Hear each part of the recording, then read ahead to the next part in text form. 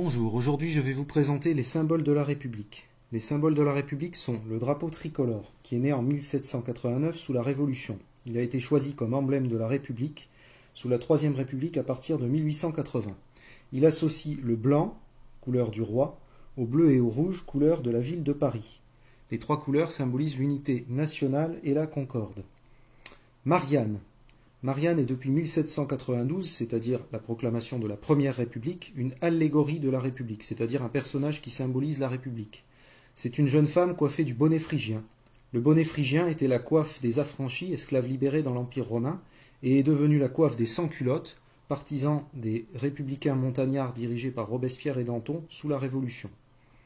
Le bonnet phrygien symbolise donc la liberté ainsi que Marianne.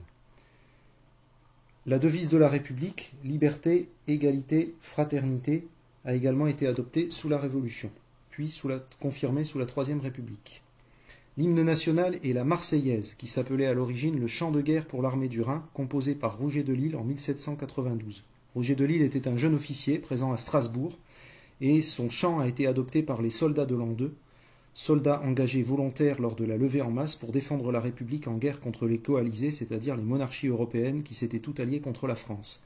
Comme beaucoup de ces soldats volontaires étaient marseillais ou provençaux, on a rebaptisé ce chant la Marseillaise. En 1880, la Troisième République a fait de la Marseillaise l'hymne national de la France.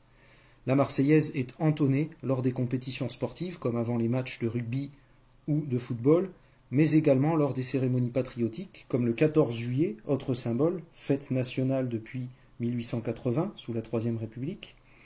La Marseillaise peut être également interprétée lors du 11 novembre ou du 8 mai, date de la fin de la Première et de la Seconde Guerre mondiale. Enfin, le coq est le symbole des Gaulois.